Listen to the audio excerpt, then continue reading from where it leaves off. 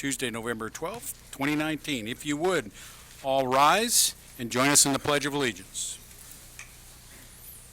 I pledge allegiance to the flag of the United States of America and to the republic for which it stands, one nation, under God, indivisible, with liberty and justice for all. Please remain standing for a moment of silence.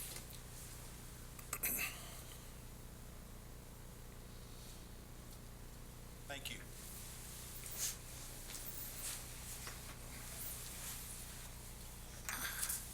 Okay, the agenda, we have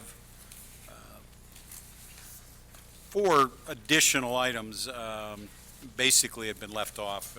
3 under consent, which are the budget amendment for Kensington, item 8, the encroachment agreement, which needs to get signed related to Lindsay Meadows, and the encroachment agreement related to Kings Corner, which is at 415 South Providence. For whatever reason, we had neglected to include them.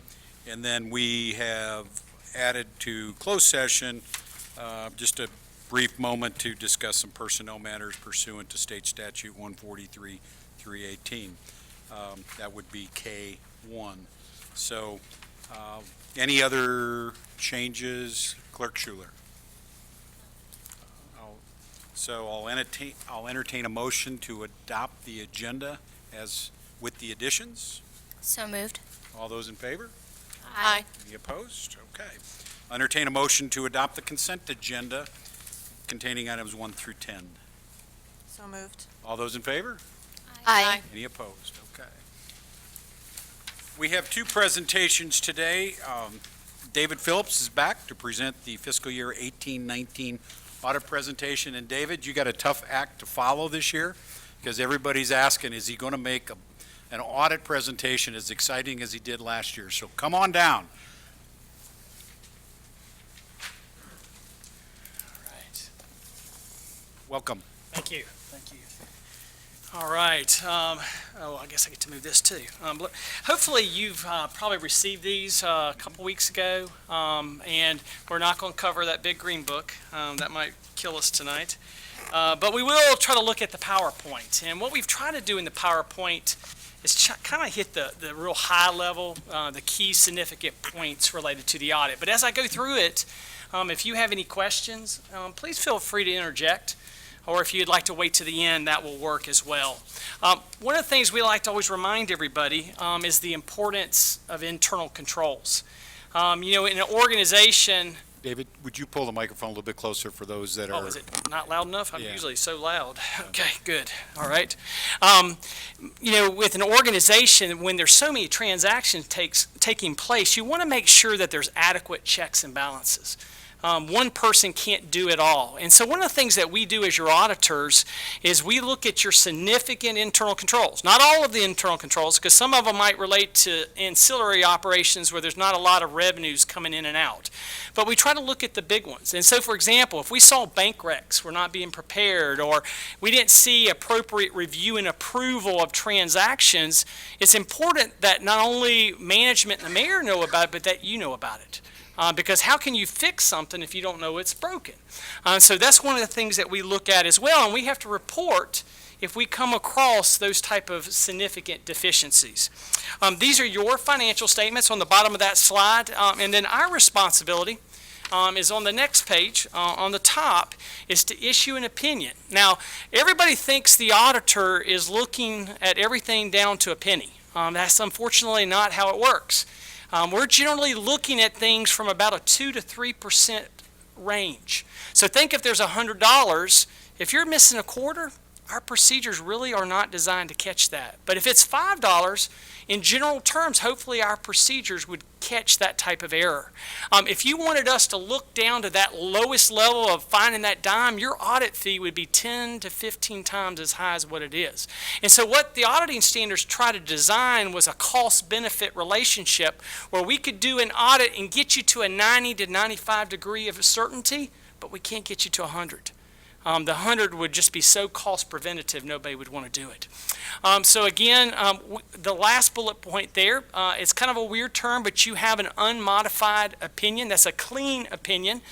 If it was modified, we would say everything looks good except for something, and you really don't want one of those.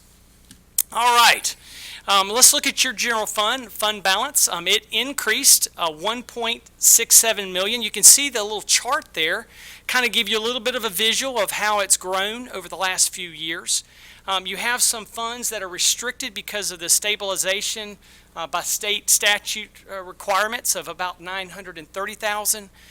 You have a little bit of non-spendable, but the real key one is here on the next slide, where we look at your unassigned fund balance. That means those are funds, there's no constraints. So you as a council can make decisions at any time how you would like to spend it or allocate it.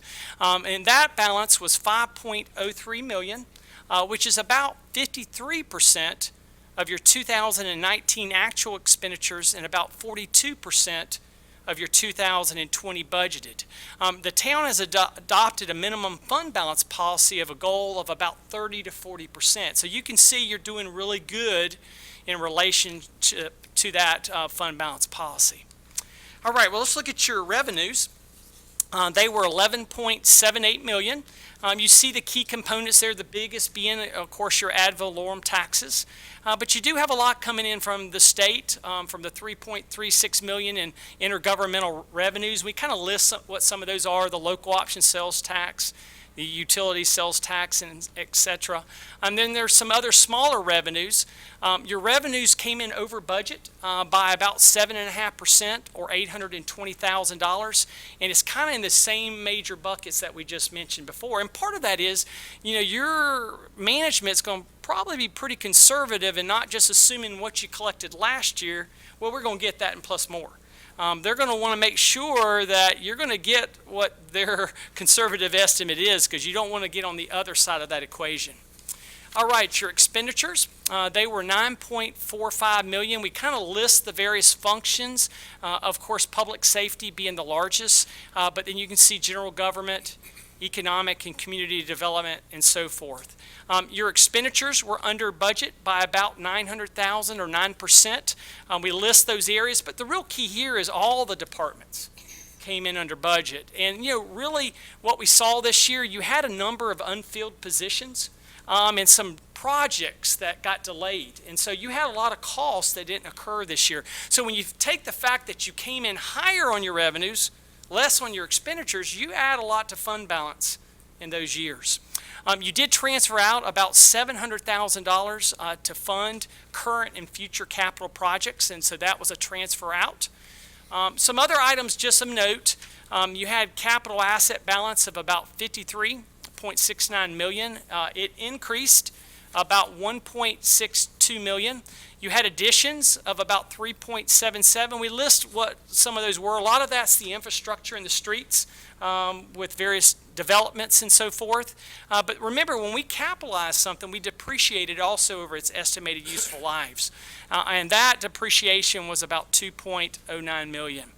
Some of the construction that was in progress at the end of the year was about 1.38, but related to the Kensington Drive Improvement Project, the downtown pedestrian projects, the bicycle enhancement projects, and several park projects. All that was ongoing and probably is still moving forward now.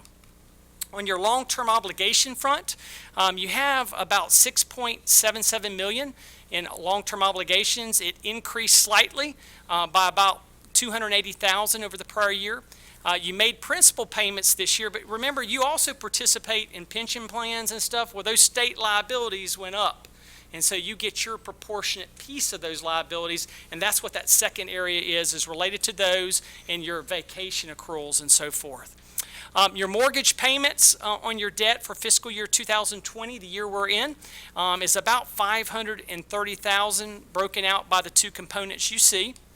We're almost to the end. I know you'll be glad. So we have three last kind of things to make you aware of. There's a new yellow book It's called the 2018 Yellow Book that's come out that will be applicable for you next year. And what the Yellow Book, I know it's a strange term, it's government auditing standards, and it's how we have to audit governments. And one of the things that they've done in these new auditing standards is they say if we help prepare your financials, which most of your auditors throughout the state probably prepare 95 to 98% of government entities' financial statements, that's a significant threat now to our independence. They're afraid that we're doing so much, would you really catch if we made a mistake in these financial statements? And that's going to really create some big problems from the really small governments.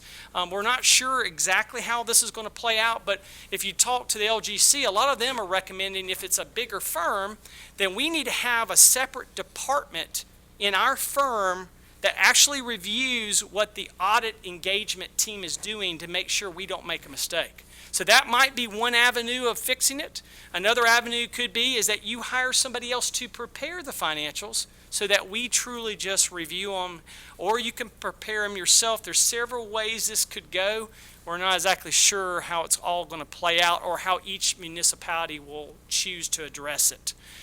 The last two items there are about two new accounting standards. One dealing with fiduciary activities. That's if you hold monies on behalf of another entity. They're providing guidance on where they should roll up in the financial statements, and so that there will be consistency amongst all the governments. And the last one on leases is that they're really wanting to move everybody to the model that leases are really debt.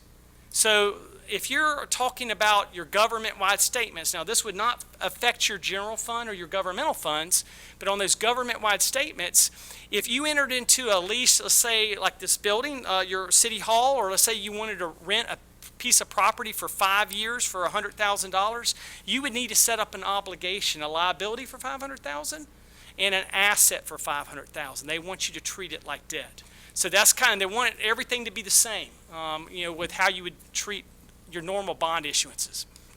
All right, last thing here, compliance-wise, we did not have to do a federal or state single audit this year. If you expend more than $750,000 of federal money or $500,000 of state money, we have to do a separate audit called a single audit where we're looking at compliance with the grant documents. It's not necessarily financial. It's about, did you follow all the governmental state requirements? And if you didn't, we have to note those areas. The management letter there is a separate letter that you would have received. If we had areas that we really thought that, hey, we think you should work on this, or hey, we think you should develop this, we would have listed those. And there were none of those type of comments. We had no findings in this year's audit. Last slide here, just to remind you, you got an unmodified opinion. I know it's a strange term, but it's a good term. You had a good increase in your fund balance this year, really good, and you have good financial condition at the end of the year. No, I'll go quick. Questions? And it's been submitted to the LGC Yes, it has. Okay. And been accepted. and been accepted, Yes. so that's also a good thing. Yes, yes. Questions? Well, thank you, David, for coming up and joining us. All right, thank you. Appreciate it.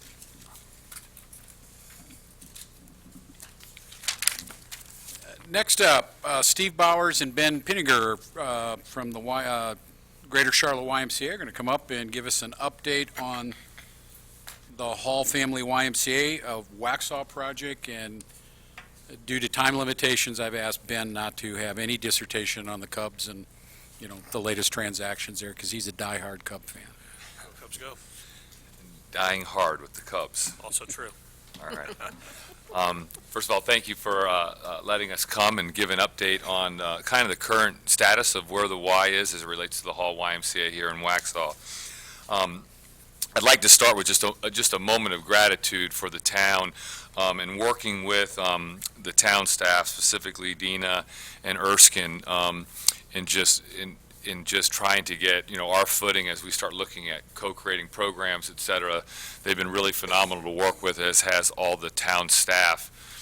Another person I'd like to specifically thank is the mayor, who we will miss because going back to when he served on the commission here, when we first started talking about this YMCA thing down here in Union County, he has been a perfect example of how to collaborate and to flex as we tried to figure out all the different changing waters as they tend to happen over a long-term agreement. So, Mayor, thank you so much for your service and just the spirit of collaboration and the kind of can-do attitude that's really made it possible for us to be here in Waxhaw. So thank you so much for that. You're very Appreciate it. welcome.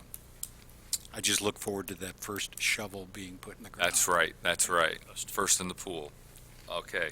So, the other thing, just to give an update on some of the key milestones related to the agreement and where we're at right now. One of the milestones was by the end of this past summer that we would have seated a advisory board. So we have seated an advisory board. It's a provisional board. That's how we typically start in the Y. They do not have fiduciary responsibility for the organization. That belongs to our Metro Board of the YMCA of Greater Charlotte. However, they are our boots on the ground in this community and represent this community to the YMCA and then the YMCA back out to the community. Our provisional board usually starts out with about 6 to 8 people, and then we will grow it out as time permits and as we continue to move forward and eventually build it into our full advisory board. Our typical advisory board is anywhere from 12 to 24 people depending on the size of the Y and the type of things that are on their plan for the future. So that gives a little bit of that. But that group has been seated and have begun to work and we'll continue to expand that group over time.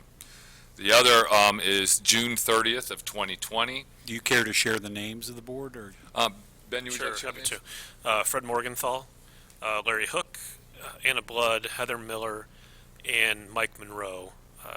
And then we have an organizational commitment from Atrium as well. They've been involved with us through this process. All right, thank you. Yep. June 30th, 2020 is our next date in the agreement that we're skating towards right now. That is when we will come back in front of this group and share our concept plans for the first phase of the YMCA. And so we're on pace to hit that, understanding that there'll probably be some flexibility required as we move forward, that things between June 30th and when we get there, there may be adaptations that take place, but we would keep you up to speed as those things take place. But we very rarely put together a conceptual plan, and you look at that and you look at the final product and say, that's exactly what happened. That's the case with most buildings these days as you develop them. End of 2022 is when we'll hopefully, and per plan, we'll have the YMCA open, and that will be phase 1 of that project will be open by the end of 2022, which would be the most significant date that we have. With that, couple things that we've done on the staffing side to provide some support to that. Ben Pinniger will be our lead staff person in the community. Ben serves our Brace YMCA. Some of you are familiar with that. It's up in Matthews. He's the executive director with that YMCA, in addition to having responsibility for the leadership level activities that take place down in this community, like the organizing of the board and the relationship with the town staff. So we can fill in more on that, but we also have a leader from our Morrison YMCA who lives down in Union County who will help work with the program planning and the relationships that we have related to programming. And we've already begun to do some of that, and we have a lot in the works to continue to work on and roll out over the course of time. Typically, we'd like to have some program momentum kind of leading up to us opening a YMCA, so we're at that place and beginning to do that work. I think that the last piece of this before I open it up, and I want to leave time for questions, is I think when we look at the next 2 years leading up to the opening and then beyond, is we've had a very good run and relationship with the town of Waxhaw as we move forward. There is some nervousness and uncertainty because we know that we have an interim town manager and that we'll be seeking a new town manager, and we have a lot of change in the leadership this time of year with the elections, et cetera. And so one of the things I would just ask of the board is that just to keep in mind that our success here is really going to be dependent on really identifying who we can collaborate with, who we can work with moving forward, because this is building a YMCA as a 501c3 nonprofit, so we don't go to the bank, ask for money, draw a picture, and build it. This is a barn raising, and it requires our collaborators and partners to be a part of that and be flexible as we work through that and supportive when that helps. And then we plan totally to reciprocate to the needs of the community also as we get to that place. But there is a little uncertainty because we've had a close relationship with the town, and we hope that it continues through this changeover in time period. So just wanted to share that piece and kind of look forward to seeing how we evolve from here. So with that, I'd like to, if it's okay, Sure. take questions or that would come from the council. We have questions. Anybody? I do. So you had said you had an organizational commitment from Atrium. Can you speak more to what that is in regards to? Yeah, the Atrium Hospital is a major partner of the YMCA across our entire network. And so they are identifying one of their senior leaders from Atrium Hospital to serve on our board. Okay. Part of developing a YMCA at the early phase is trying to figure out who we can collaborate. We know that we can do more if there's multiple partners involved in the work. And so that would be an example. At some of our facilities, we have an Atrium presence in our facility, whether it's, in some cases, it's rehabilitation, and other places it may be a general practice. So that would be an example. Other partners are like the local churches, the school systems, different groups like that that we partner with.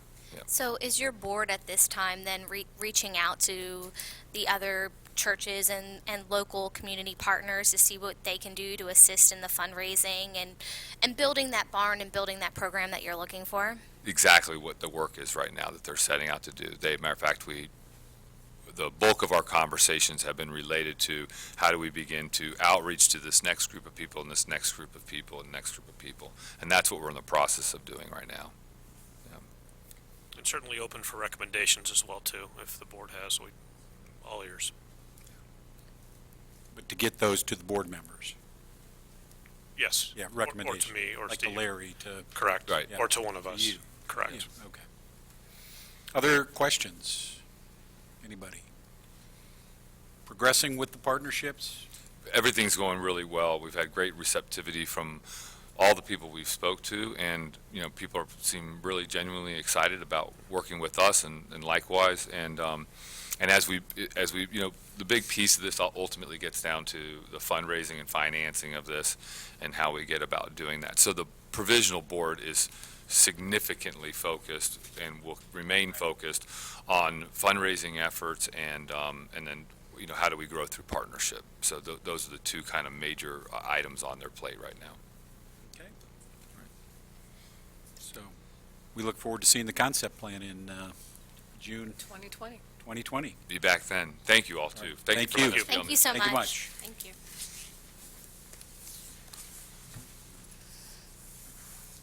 Did we get you out in time to pick up your daughter? I think so. Okay, good. Next up, old business, capital improvement plan, update and budget amendment. Manager Erskine Smith.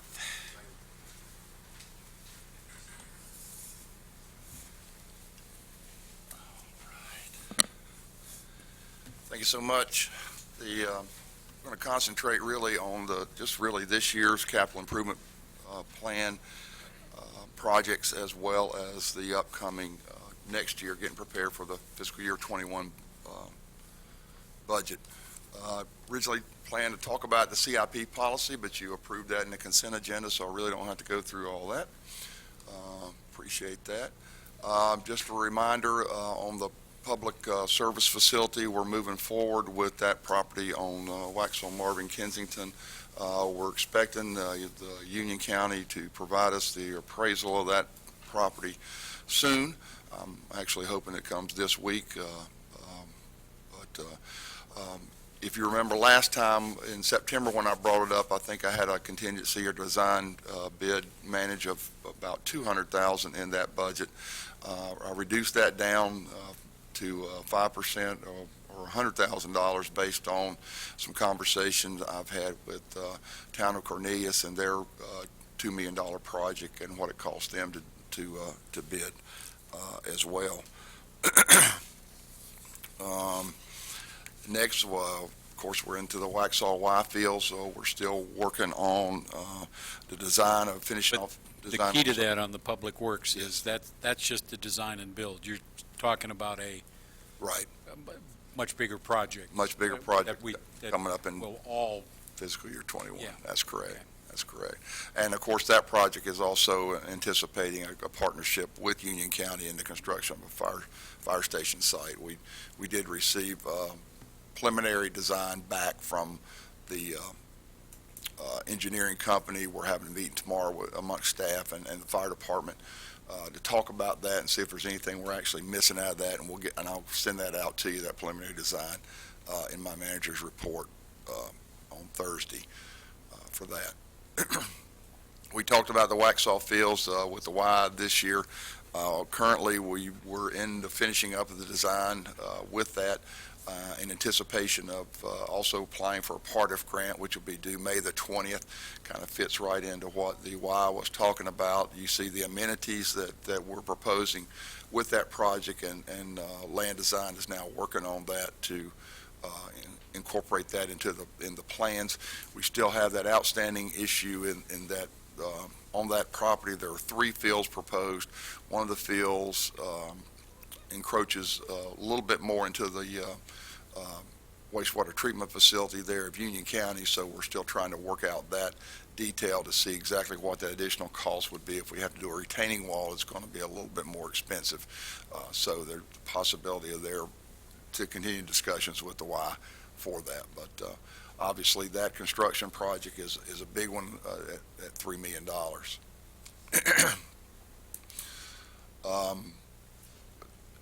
The transportation projects that we talked about in the CIP back in September, a lot of those, Matt did apply for direct attributable dollars through the CRTPO, and those applications are pending. Hopefully we'll have an answer by the end of the year of whether any of those, all of those or any of those get funded, so that will have an effect on that. What this includes for the design is if we do not get funding for that, then it would be strictly a town cost of $250,000 for that Waxhaw-Marvin Gray Byram intersection. You can see, again, highlighted the public service facility as well as the Waxhaw fields, and the 2 equipment purchases, the $100,000 budget transfer that I'm requesting that you approve tonight to go into the police department so they can begin their work on the selection of a body camera vendor, and then come back to you with the award of that contract in the future. And then, of course, Todd looking for a little help with a piece of equipment there and trying to get that done. The new project is that's proposed in there is really a design project. The Waxhaw-Marvin, I got 4 acres. It should say 34 acres. But one of the things that many of you have talked about is to create a passive park at that location. But we really need at least a plan to understand exactly what all the amenities and the components of that park should be. We have a construction estimate range that I provided you. Anywhere that Dina had is about $1.5 million to a bare bones kind of park of about half that, about $750,000 from that one. We did receive some estimates now on doing a 20-space parking lot as well as entrance requirement of about $100,000, but the Waxhaw-Marvin Kensington but the ultimate design of that with the multi-use path and some other widening that would take place along with that would be about $150,000. So that number really didn't move from 1.5 million.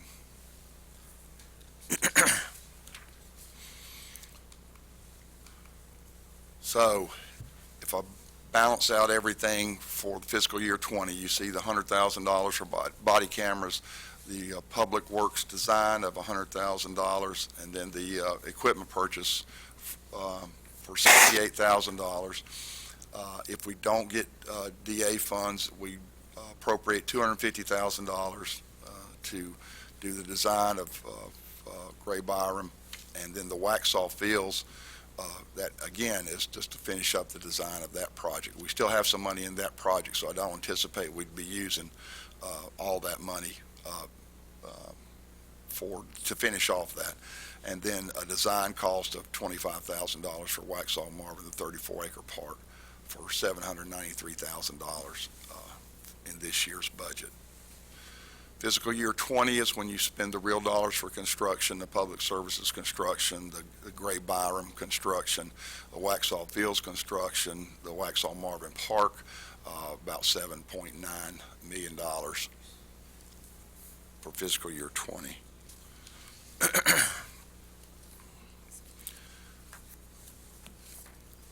And you can see in the fiscal year 20, again, public services construction, $2 million, Waxhaw Y Fields construction, $3.4 million.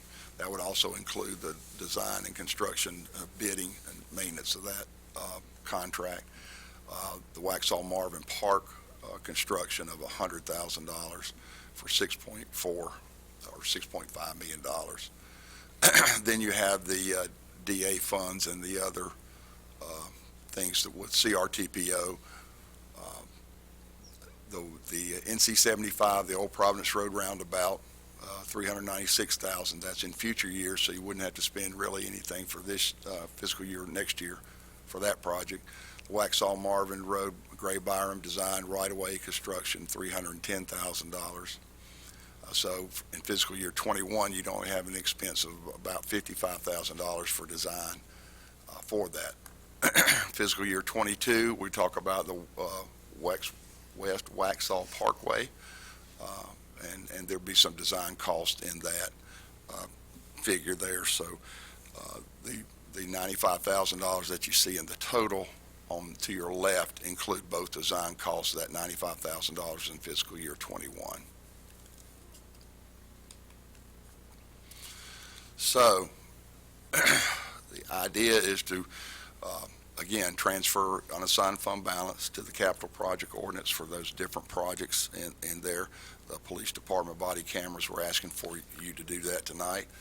Next year, then we're looking at a financing package for a 10, 15, 20-year term for $8 million. You've been setting aside enough money in the budget to really make that debt payment. So that would be easily accomplished within the budget. Then after fiscal year 21, you start looking at some other transportation projects and some of your other park projects and things that are on the table. And again, or maybe even a town hall discussion down the road, then that would be certainly something that you would take it out for general obligation bonds for let the citizens decide for that package. So really tonight, I guess we're asking if you want to add those projects, add the Waxhaw, the 34-acre Waxhaw Fields project to the capital improvement plan. Get us authorization to get started on the design that would include some public participation and bring the community involved in that project, but then also to go ahead and move those funds for the police department body cameras. We'll come back to you once Todd has some bids back for that piece of equipment and let you authorize that purchase. And then we'll continue to update you as we get forward with the Union County proposal on that project, on what that appraisal is for that, moving forward with the design of that and the selection of a firm ultimately to design your public services facility. This is just sort of the wrap-up that Davenport did for you back in the spring, just to remind you what the debt service payments would be and what a penny of a tax increase would allow you to amount of debt to issue, all subject to, of course, board approval as you move forward through that. That's it. If you wouldn't mind, go back one slide. All right. So, no, go forward one slide. There. That one? No, the last chart, Davenport. Oh, sorry. So if I look at that, what that basically is saying is the Public Works and the Y fields come close to covering the 6 million. Correct, So no tax increase, we could pay for those projects. correct. Anything else is requiring some form of funding in the future. I have that right? Pretty much. And then, based upon what David said, we, at another year out, we are going to have to start to look at the lease, even the current one, and any future one for Town Hall as a debt as well, correct? To book that on that as, yes. Okay. Yeah, a liability, yeah. Okay.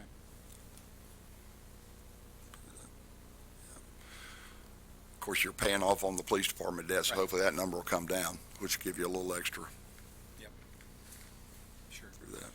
Questions for Manager Smith? I have a couple.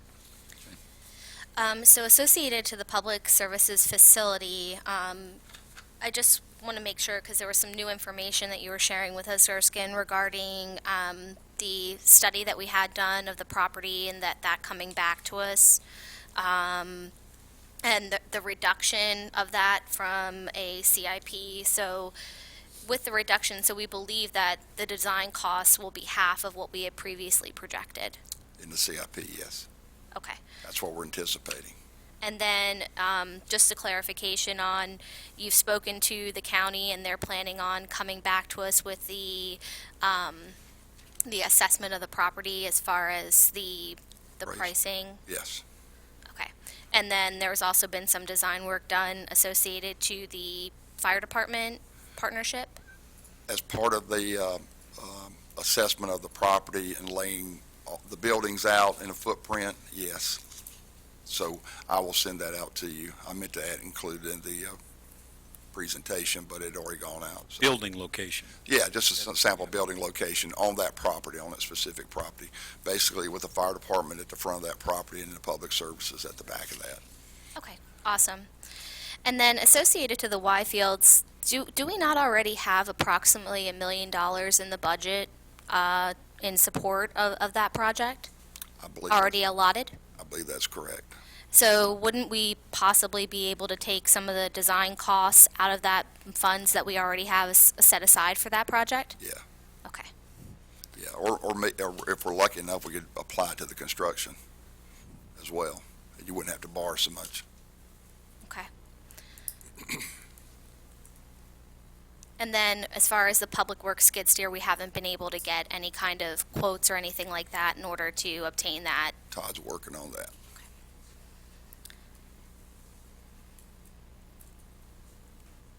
Thank you. Any other questions? Question. What is the remaining debt service on this building? Do you, I meant to look in the audit and find that out, but I'll find that out for you. and the terms, how long? Yeah.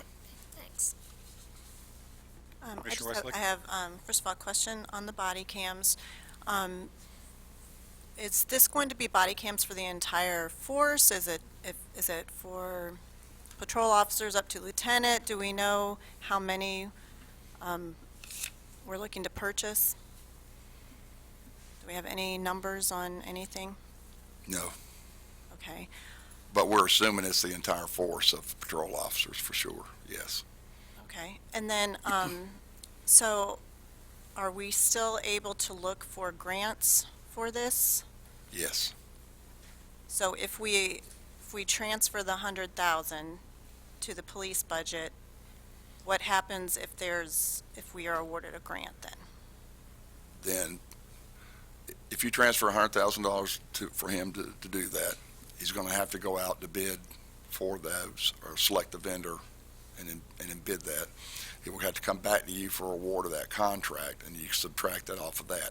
If we get a grant, you would accept the grant and then apply that toward the purchase, and then that money would still be in the police department budget, but you would likely, hopefully, not spend that for body cameras, and it would roll back into fund balance at the end of the year. But we have no idea really how much this is gonna cost, so we're just, the 100,000's just Well, we did have an estimate come back. We had 5 estimates when it was presented, and I think the going rate one, the one that is the most secure, that was recommended from the league was 168,000. So the shortfall there, hopefully covered by a grant or whatever, but that solution was roughly around 168, the most secure and the most covering storage and everything. What is the reason we're needing to push that right now before we actually get firm numbers? Why do we have to transfer that before we get numbers from vendors? You don't. You don't, but we did get firm numbers. This board actually asked for them back, and we were given 5 estimates, soup to nuts, and that this board made a decision to go forward with that.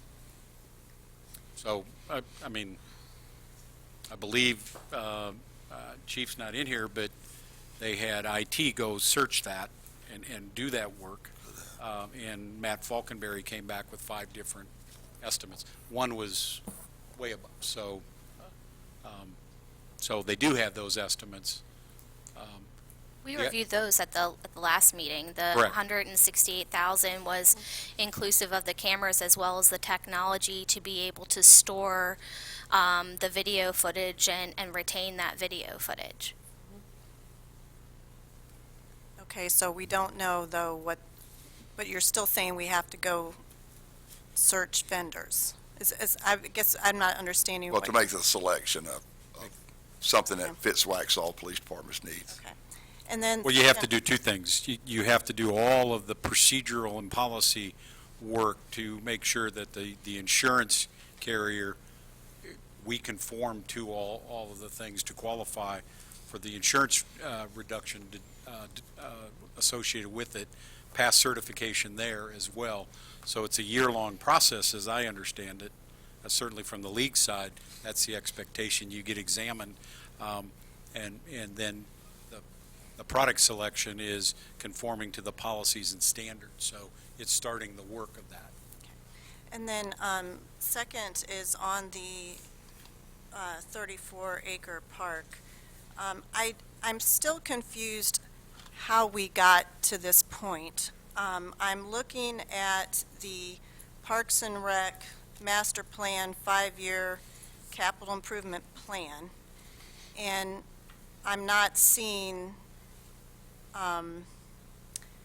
that as part of their 1920 and 2021 plan. I see a, looks like, trying to find it here, 100,000 for, I guess that's for the master plan?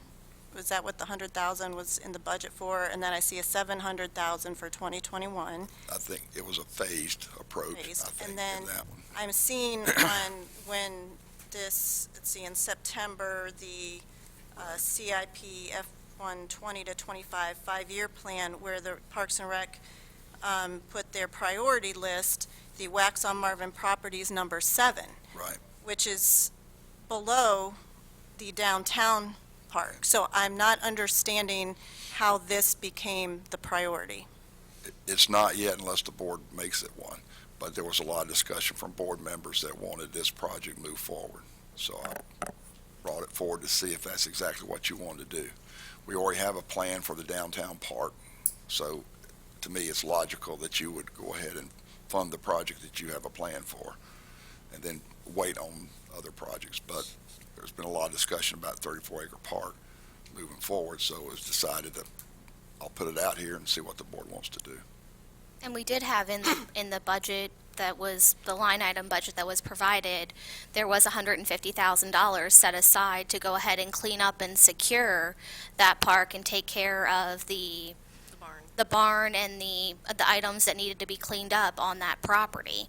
So that was outlined in the line items, and really it's a securing of that facility that's required to make it safe. But I also see in that same line item that there's 100,000 for that. There's 1.5 million for the Horton property. So we are now making the priority be the Waxhaw-Marvin instead of the Horton property. I don't understand how we've gotten, Well, the simple understanding is that at the last meeting, 3 board members wanted to move ahead and 2 didn't. I mean, it's the So- will of the board. I mean, I don't know, but Well, I I think just- what, I'm let wanting me finish, please, justification. let me finish.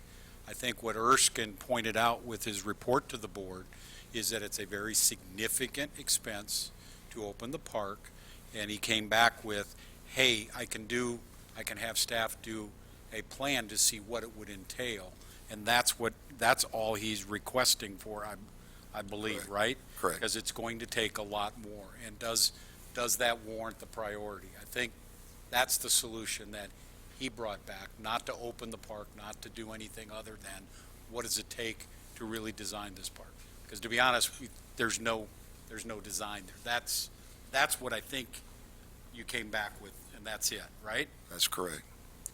So what you're asking for from the board with regard to the 34-acre park is for the ability not to fund per se, but to move forward with a design of the park and bring that information back then to the board with the design?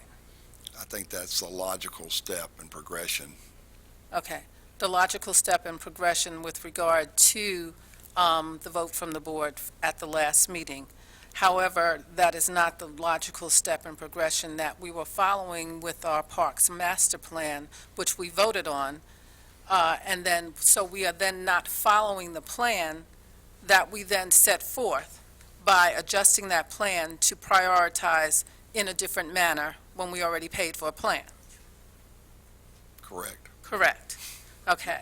With that information then, and taking in all of that into consideration and doing the design as well, have we considered the liability or insurance that it would cost as well with this park and the fact that there is a pond and everything there? I think that would be part of the evaluation. Part of the evaluation as well? Yes. Because then that would be an additional cost to the town regarding that insurance and liability that we would incur because of that being there, Possibly. possibly. Yes. Okay. I don't have a problem authorizing the funds to do a plan. I think this park is low-hanging fruit. It gives you more bang for the buck. It's bigger than downtown, costs less than downtown, gives you more. But we might as well at least get a plan and see what they come back with and look at it from there. So if we have a plan already for the Horton property and we're not moving forward with that plan, and we have other acreages that are already been in town for some time, which seem to be on a higher priority level than the 34 acres, why then did we move forward with the master park plan and design that to have our director move forward in a certain path, then to usurp and change that plan for other priorities when we were supposed to be moving in one direction? I think specifically because of what the mayor alluded to earlier, that 3 board members wanted to move this project forward, and so that's Okay, that's the so question. with I just want to say, with the downtown plan and the Horton property and the other plans that we do have, and we're working with the TAP grant to have walkability in our downtown area, to have people be able to meet and greet and socialize, but then the ability not to have the park or something that is built down there for families then to enjoy seems to be now less of a priority than having 34 acres to open for other priorities. Let's be honest here. I mean, he can't answer those questions. can't. And right now, we don't have any money in the budget other than to fund the 2 projects right up there without a tax increase. So without, Or, let me Okay, finish, I wanna ask a or question. some form of debt service. So he's asking a simple question. Somebody needs to make a motion, but we're going to keep going in circles around it. I don't disagree with anything anybody's saying, but he brought forward a very simple, hey, based upon where you guys are, here is what I'm asking for.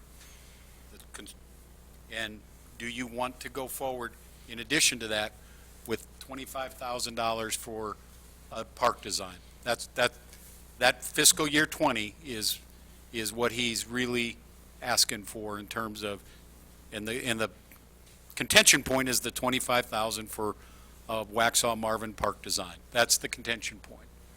I just Do I have- have that simplified? And I mean, Pretty is that much. pretty much? Okay. I just have one other question then. Now, that 25,000, that too, is that we still are working, and Matt is going to need additional funds and money for the other plans that he has. So we have the capacity then to, if you go to the last screen where you were before, to do the other, next one. Keep going. Keep going.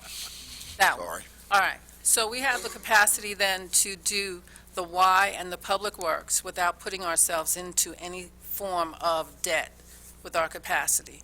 We still have infrastructure issues and things that we still have to fund with the town that are going to cost us additional monies. And then we're looking to now take another $25,000 for a design plan when we already have a plan that we paid $15,000 for. I'm just trying to understand. That seems to be what we're doing. So that was not a question, that was a statement. It was a statement, There you just to go. put Okay. out there. What do you want to do, board? Could you go to the fiscal year 20? Do we all, does everybody agree with the first, with the body cameras at this point? Do we have consensus on that? Yes. Do we have consensus on the skid steer? Yes. Okay. Do we have consensus on the public works building design? Yes. Do we have consensus contingency-wise on the Gray-Byram intersection design if we do not receive the DA funds? And we won't know, this board will not know that. I think that comes back January, February next year. So that, thus the need to have that as a contingency. That's going to be sitting out there for a few months. Do we agree on that? Yes. Do we agree on the Y fields? Yes. Yes. Okay, so we agree on 793 minus 25. And then the question is, do we want to add 25,000 at this point? No. Yes. Yes. So, five. We have unanimous consensus on the 5 items. Basically the 770 side of it to move. And we have a 3-2 on the Waxhaw-Marvin Park design. And so who would like to make what motion on this to move the ball forward? I would like to make the motion that we move forward with the funding for the $793,000 for the CIP plan. We have a motion on the table. We have discussed and we have noted, we have several objections on the last one, and that's noted. Do we want further discussion? If not, all those in favor signify by raising your hand and saying aye. Aye. All those opposed. No. So the vote is 3-2, Melody.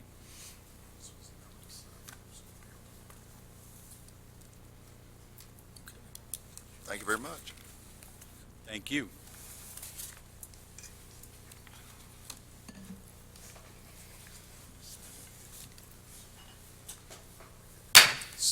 Please, no discussion between the audience and the board. Action on non-residential building code ordinance of the town of Waxhaw. Kurt White, Downtown Development Manager.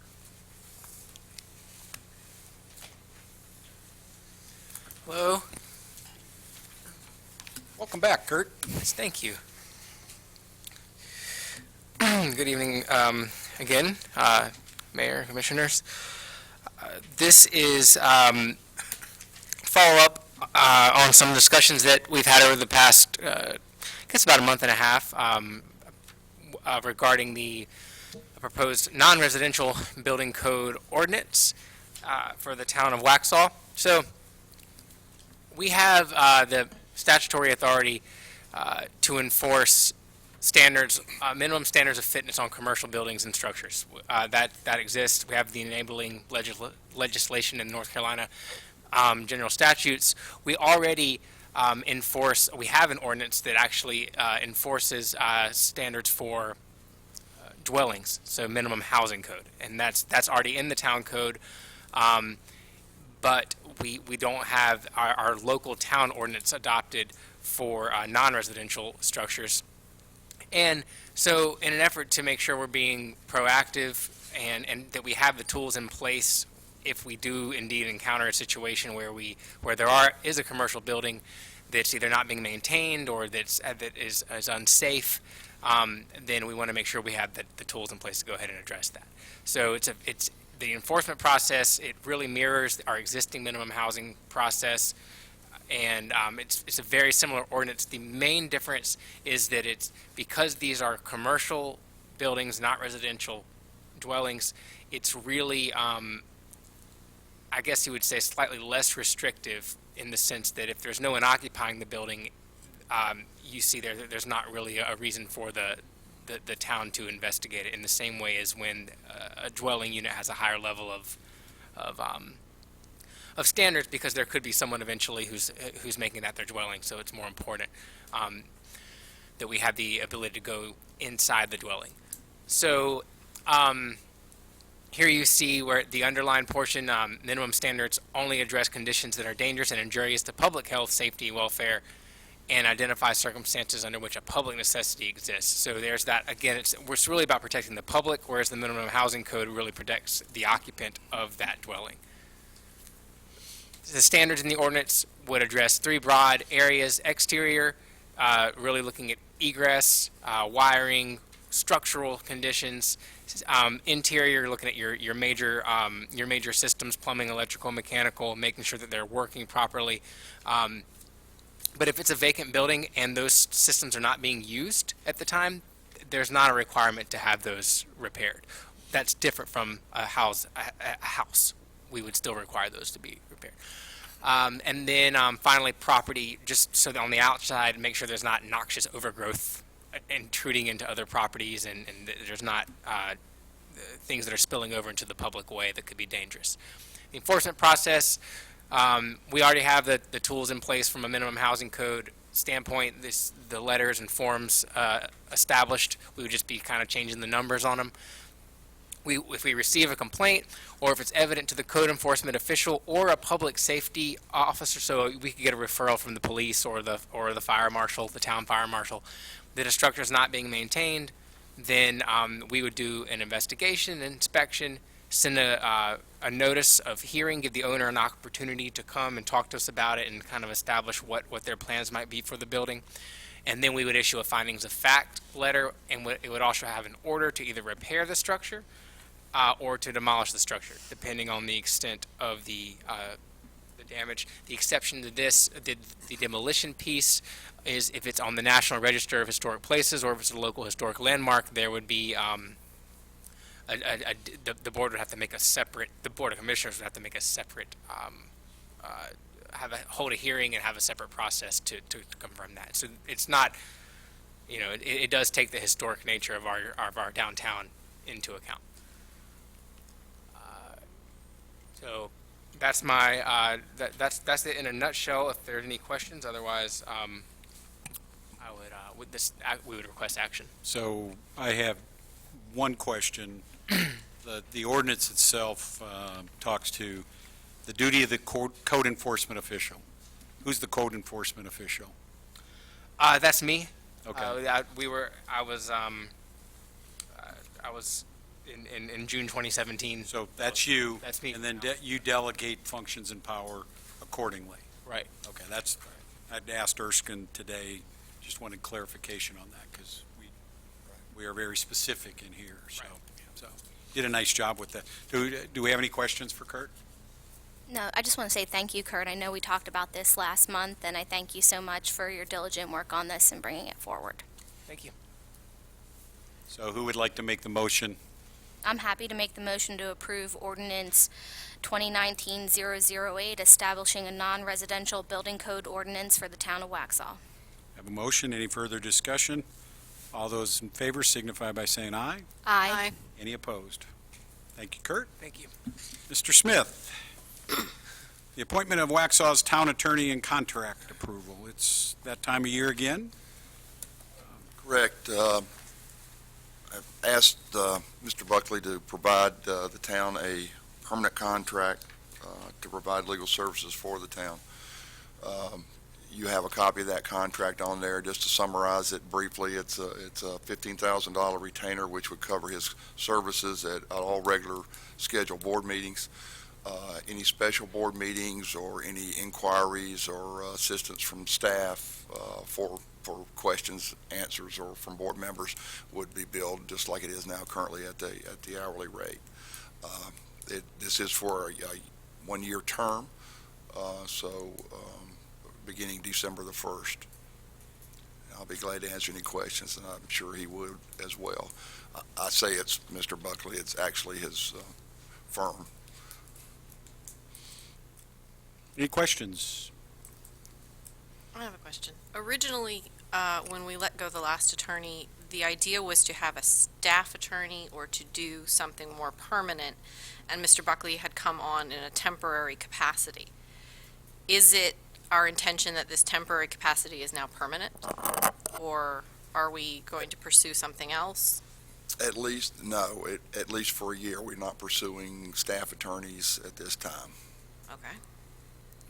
It would merely be dropping the word interim off the attorney's position. This contract would? Yes. Okay. And hiring of a permanent staff attorney, I think we got to get to the new town manager and that kind of stuff first, and then let that individual do the organizational assessment. Makes sense. I think we've also, over the course of a year, learned a lot about where does an attorney need to be involved, and as importantly, what staff should do as you've upskilled the staff levels as well too. So the staff has become more self-sufficient. And I was thinking about this today. In my view, Mr. Buckley has probably been a sore spot to every one of us on the board, and that's probably a good thing. I mean, you challenge us, and I think what I appreciate most, you make it very clear you work for the town, you work for the board, but you're doing it in the best interest of the town, and not necessarily what we want to hear, but what's in the best interest of town. And so I think that's a true mark of an excellent town attorney, and I appreciate everything that you've done for us so far. Thank you, Mayor. So, with that said, what say the board? Can you make a motion? That'd be nice. Okay. I make a motion that we approve Mr. Charles R. Buckley III as town attorney for the one-year period. Do we refine that to your firm, or? Well, it technically would go to the firm so that that others who are doing work for the town would be included in that. Okay, so Okay, where's the firm? you accept that amendment? I accept it. Okay, so we have a motion. Any further discussion? All those in favor signify by saying aye. Aye. Any opposed? To clarify, under the contract, it is with the firm, but it would be designating Charles Buckley as As the attorney. as the town attorney. That's correct, Madam Mayor Pro Tem. Okay. And let me say real quick before you, thank you very much. It's an honor to be here. It's an honor I've had for the last year and a half, and thank you for making that something of a permanent nature, at least contractual period. Thank you. Thank you. Thank you, everybody. We have nobody signed up for general public comments. Town leadership reports. We'll start with Erskine. Thank you, Mayor. I know Dina and Matt and Jeff have some news for you, so I'm going to save a little time for them. But first of all, let me thank Lisa and Tammy and Paula on their work on the audit. I think it really shows great team effort for them to work with the audit firm, put all that information together, and really provide you with a great audit. Not many towns put that much money back into fund balance, but I want you to realize that that's a one-time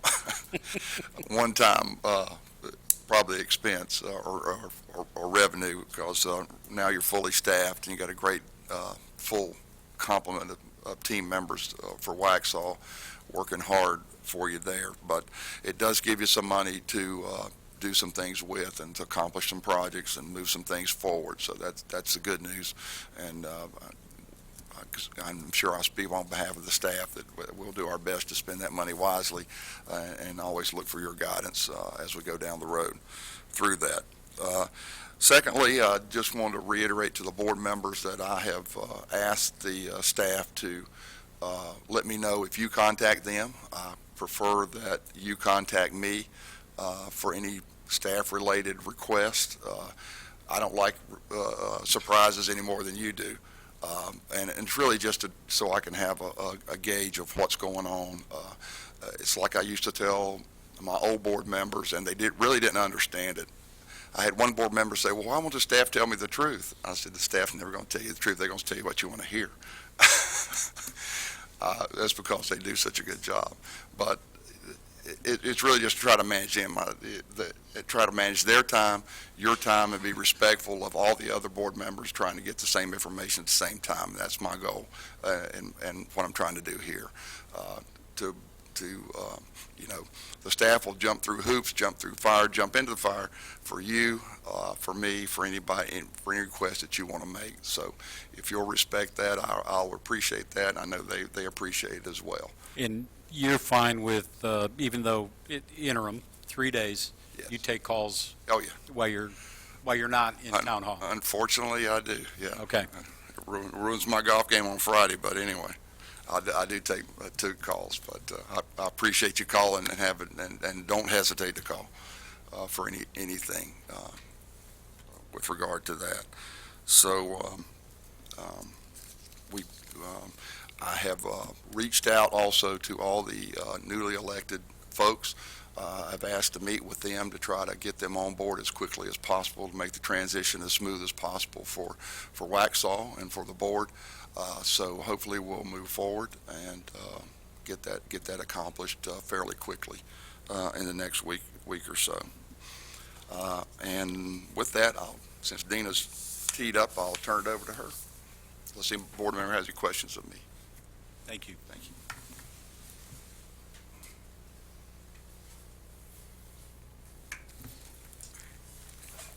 Evening. All right, we'll go into Park and Rec update. I'm going to go through programs, events, and park updates. Community programs, we are extending our partnership with the Y for our Tuesday morning outdoor conditioning class. It was so popular and they still wanted to keep it going, and so we're going to do that until the end of November. So that's on Tuesdays at 7:45 at Nesbitt Park. Program coming up, team program this Thursday, our partnership with 8 Legs, still room in that class. And one program I forgot to put on there actually is CPR, adult CPR class is this coming up Monday. Still room in that class, and our own Billy Sellers is teaching that class. So love to have you a part of it, especially going into the holidays. It's always good to get, brushed up on your CPR. Okay, we also have one more senior game day on the 21st, and then we'll kind of take a break in December. This is one of our most awesomest programs / events is our senior Christmas party.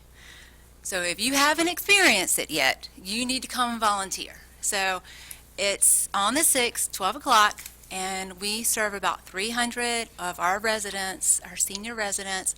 They are so appreciative, and it's one of those things, you'll get chuckles the whole time you're there, but it puts a smile on your face. I would love to have you a part of it and to come and volunteer. And I guess please sign up for volunteering. And for our residents, please contact Ms. Joan and Ms. Alice at 221 and 258, because I know some of our seniors are not quite ready to do rec desk yet, so please call us. The next day, so it's the weekend of fun here in Waxhaw. So we have Friday, the senior luncheon Saturday morning, we have a partnership with Ginger Snap. And so Saturday morning, you'll see lots of little girls doing the 5K run that morning. So please be aware of that, and we'd love to have volunteers as well. That evening, we make Waxhaw a magical place of lighting up downtown. It is so cool. And it's 1 million lights that we'll have downtown this year. So please come and join us. We need volunteers as well, so citizens can volunteer with us that evening. But great family fun. This is what we do for our community engagement and our economic driver for downtown. Then on Sunday, we have our parade. We're still taking entries for the parade, so please join us. You can check that out on Rec Desk as well. And again, it's one of those great community builders where we all come together. Hopefully we're going to have great weather this year, and it's a wonderful event for our community. That evening is the start of Santa's ride through the neighborhoods.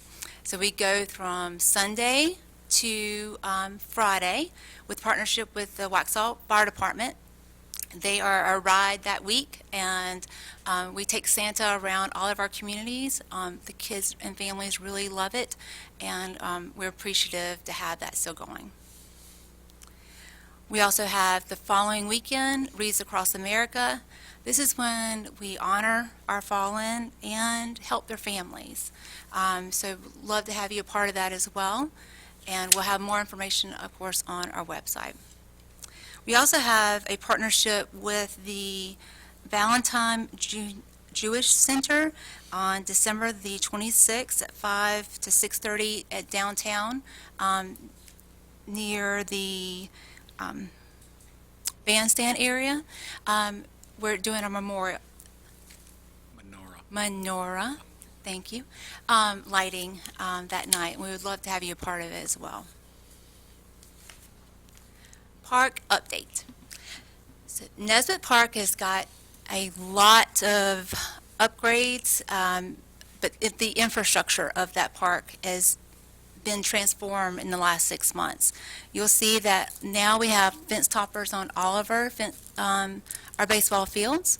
We also have updated striping in the parking lot and our crosswalk area. We added 10 spots in that area, which is awesome. We have now our new sign for the park. And then Public Works was so awesome. They came out and helped with some of the infrastructure of our current sidewalks that needed some updating. And then, of course, our restrooms and our concession stand is home stretch. We're almost there. Weather delayed us a little bit this week is a challenge, but we're at the home stretch on that. Some other things that are coming up at that park, we actually had planned today for Waxhaw Lowe's to have its Lowe's Heroes project with us today, but of course, because of the weather, we had to delay, and we'll do that next week. They're going to be helping us with some split rail fencing in the parking lot, so some of our participants don't go up in the neighbor's yard, and also help out with some beautification around our new sign with some planting, and help with the flagpole circle area with some updating with that as well. So we're very appreciative of them working with us. Anybody that hasn't been out there, they ought to go take a look. You guys have done a really transformative job out there. It's looking very professional, which is our You've done a goal. great job. Updates on Town Creek and Barnes Park. So our second Eagle Scout project, our butterfly garden, is complete. Our young scout, he is still in band, so he's not able to come yet to a council meeting, but hopefully on the 25th he will be able to. But there's children already enjoying that, and the migration of the monarchs are happening now, so it's awesome.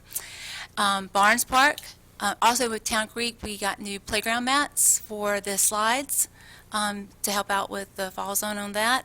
Barnes Park also got new playground mats and a new seating area with some extra shading. A future connection is also going to be made from the back end of Nesbit to Town Creek.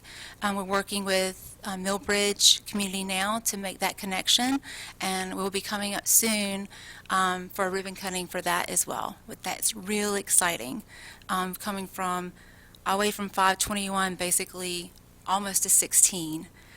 That corridor is going to explode with participants, so we're very cool. And I'll end with our vision and mission. Our goal is always to be professional, have quality work, and have quality facilities and a safe environment as well. Appreciate your help getting there. Questions for Dina? Dina, did we also have the safety assessments of the playground equipment happen within the last couple of weeks We as did. well? We actually had the suspension bridge pass flying colors. We're all set. The playground assessment for Barnes and Town Creek was made, and we just haven't got the report back yet. Thank you so much. You're welcome. Any other questions? Thank you. Thank you.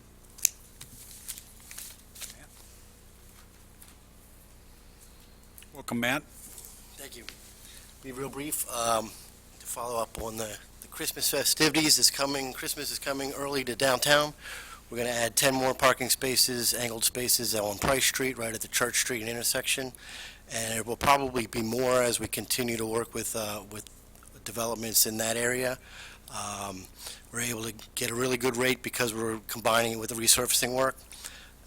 It's not PAL bill eligible, but we will use downtown economic development funds, and I think we'll pay about $1,000 a space, which is pretty phenomenal. And so that'll come to light, and hopefully by the next meeting, we'll be able to detail if there are additional spaces, what and where they'll all be. That's all. Thank you. Any questions for Matt? Okay, thank you. Board comments. Commissioner Burns? Commissioner Westlake? Mayor Pro Tem? Just to say, as the board already knows, that we are moving forward with our town manager search. If you have not seen, there is an advertisement on the town's website, and there are additional advertisements that are being posted throughout the municipalities, the league, ICMA, and other areas for a town manager. So we are moving ahead and hopefully progressing very soon. Commissioner Lee? No. Commissioner Definis? I just want to say thank you to everyone who came out yesterday to the Veterans Day service, and it was really, really wonderful. And I want to say thank you to everybody who spent their time and energy in putting that on. I had the pleasure of having lunch afterwards with the gentleman who was our World War II veteran, and he was so grateful and moved to tears by everything that was put in place yesterday to honor himself as well as everyone else who served, and he wanted me to ensure that I extended the gratitude that he had. So it's my honor to do that. Thank you. Second to last comment. Contract that we entered into with Mr. Smith expires December 1st, so we need to renew that to transition through to when a new town manager is hired. So at the next board meeting, if we could have that ready, that would be great. And we saved the best for last. So Jeff Wells, would you like to come up? And since I forgot you, would you like to come up and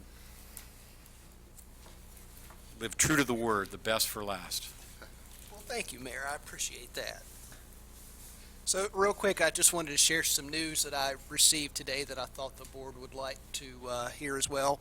We did receive the grant from the NCDOT for our update to our comprehensive pedestrian plan. Great. So, and good news there, if you recall that $10,000 was earmarked in this budget from the planning department, and it's looking like our estimated match for that will come in around that or just under. So that's good news. We'll receive that agreement probably in the next few days to review, and then we'll look forward to getting started on that with the NCDOT and the consultant that they assigned to us. So we're real excited about that. Thank you. And just tying it back to the audit, that grant and all the work Matt's doing and the TAP grant, et cetera, that's why we're going to increase the audit fee next year, because we have far more federal and state funds that we're leveraging, and therefore we have to do a more comprehensive audit. So just to kind of connect those dots. So thank you very much. Thank you. This time, we have a brief closed session topic, and we would like the town attorney to join us, so I'll entertain a motion to go into closed session to discuss personnel matters pursuant to NCGS 143-318-11A6. So moved. All those in favor? Aye. Aye.